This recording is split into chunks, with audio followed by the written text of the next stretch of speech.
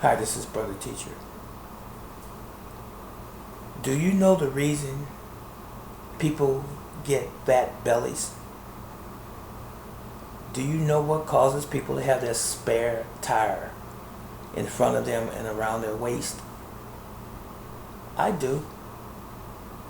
It's called improper eating. It's called improper mixing of your foods. It's called being gluttonous. It's called eating your foods at the wrong times of the day and not exercising as well. Those are the key culprits to obesity. You're always hungry. You're always hungry because you don't give your body the nutrition, the proper nutrition that it needs. Instead, you eat junk food. Instead, you eat things that don't, by nature, belong together when you eat. Doesn't mean that you can't necessarily have those things. Some things were not intended to be consumed with other things. There is an order of things in nature. Now listen. This is a container of water, the softest substance in the world. When you chew your food is supposed to become liquid so that it can be absorbed into your blood and carried throughout the body to the organs and the cells. That's it. It's got to be in the form of a liquid. So it is important that when you chew or masticate, the mechanical breaking down of your food in your mouth, you must chew your food thoroughly until it's liquefied. You swallow it, it goes down the esophagus into the stomach for further breaking down of the digestive process. From there, it goes to the small intestine, where most of the absorption of the nutrition occurs, and then it goes on to the large intestine or the colon for elimination.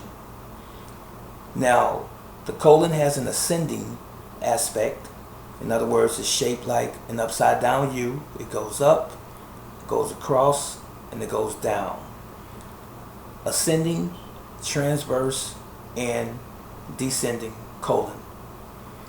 What happens is that when you consume, especially animal protein, beef, chicken, fish, pork, your body cannot break it down as thoroughly as it can vegetable protein.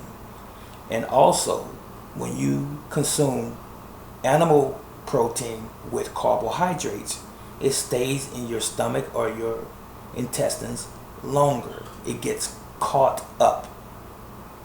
And when it gets caught up, it becomes very acidic. It putrefies. It rots. That's where you get allergies from. That's where you get IBS, irritable bowel syndrome.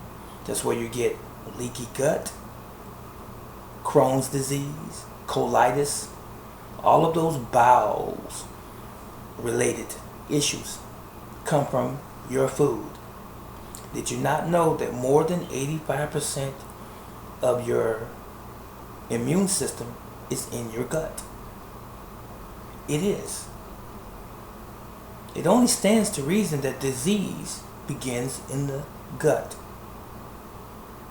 So now, understand this, comprehend this, that your food is never supposed to stop moving once you chew and swallow.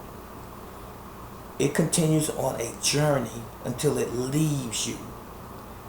Once it's been assimilated and you receive all of the nutrition that your body has taken from the food that you ate, everything that is waste goes out the bottom.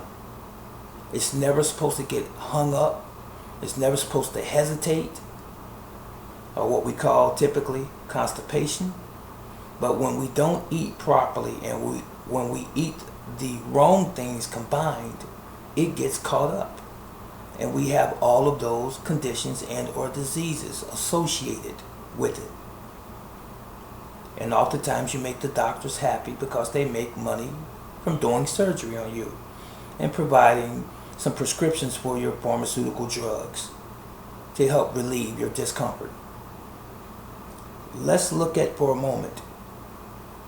Let's assume that this is the top of your colon, your transverse colon.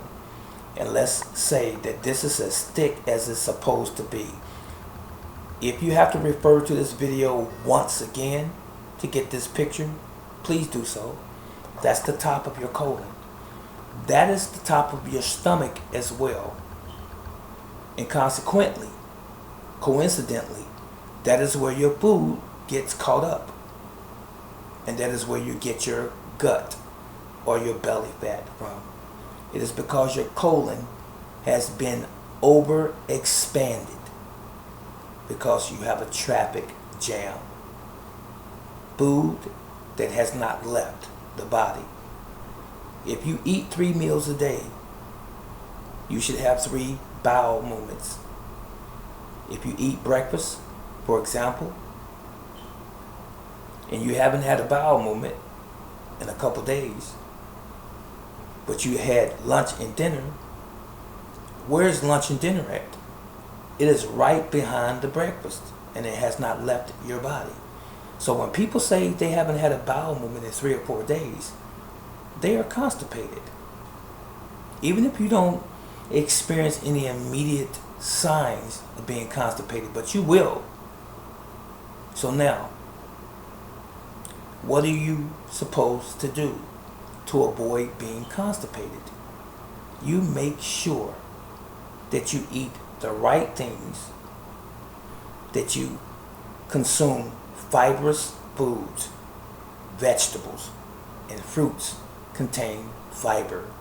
They move things through the digestive tract like it's supposed to be moved. Anytime you eat animal products, they don't break down as rapidly as vegetables and fruit does. They get caught up.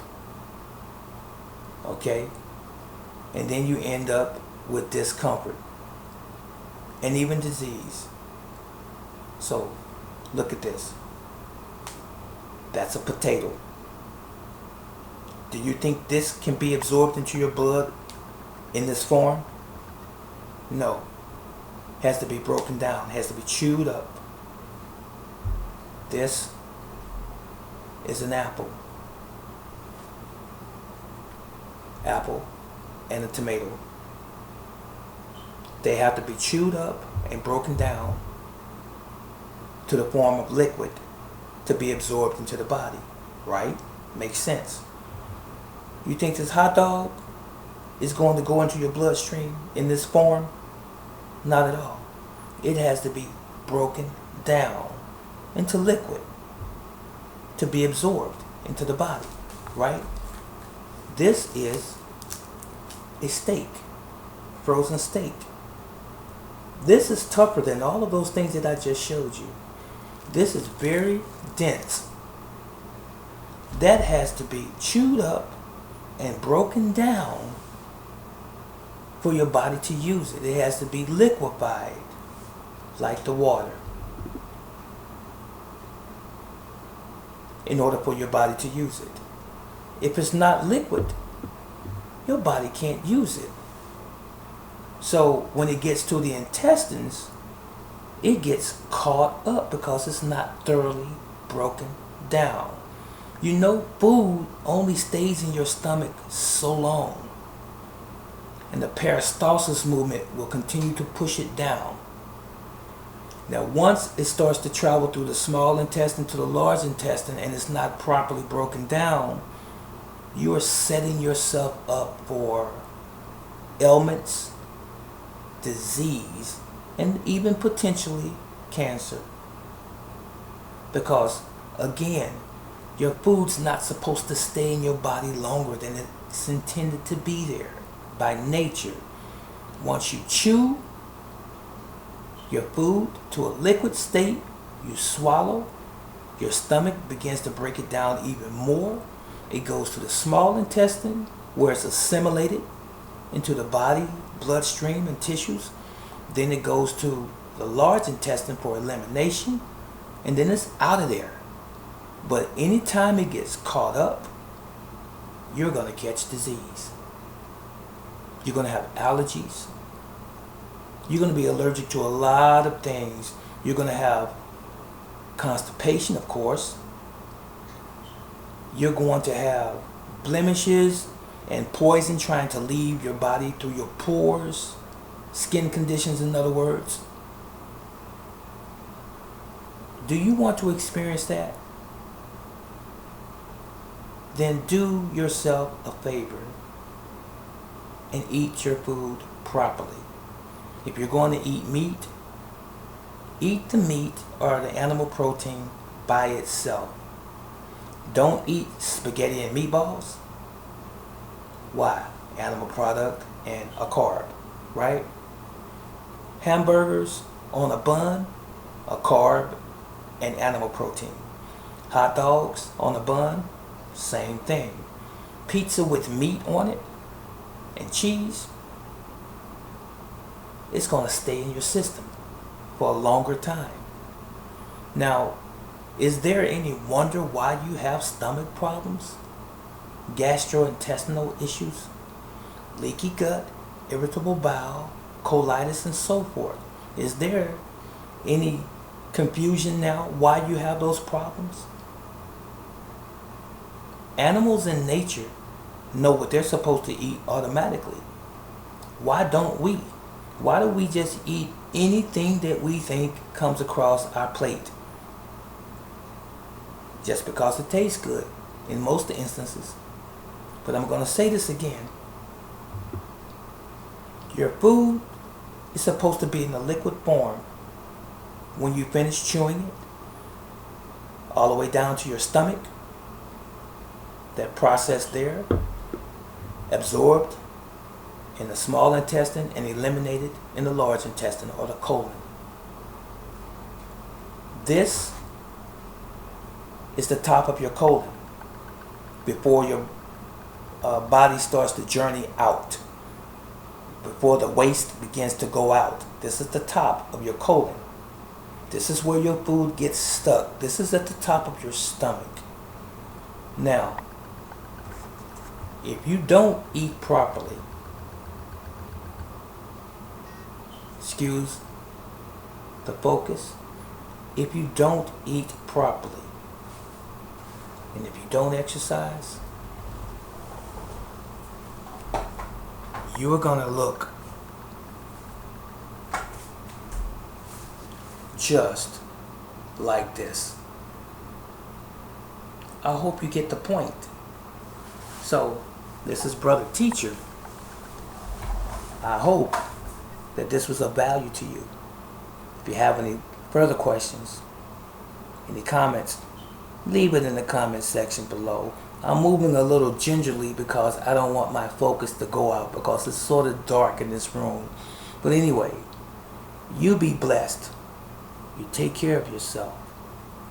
Make sure that you consume primarily vegetation and fruits, beans, legumes, and do your meat very, very small portions. Don't let it monopolize your diet. And you can see clearly not to become obese and even have a gut in the future. And don't forget the exercise. About 3 days to 4 days a week. You should do cardio, vascular exercises.